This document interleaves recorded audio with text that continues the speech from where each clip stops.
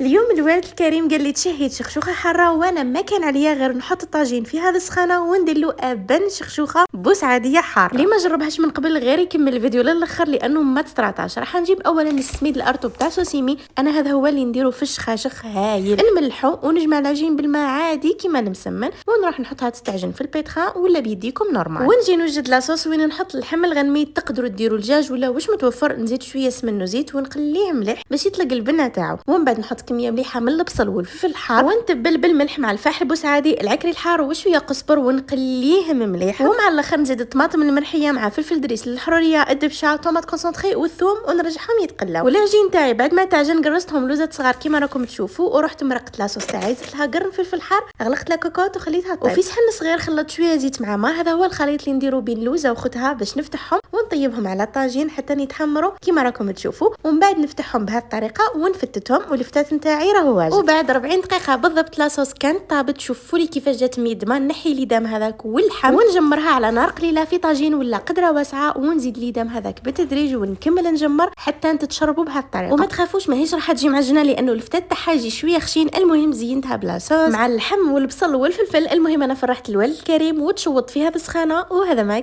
كان.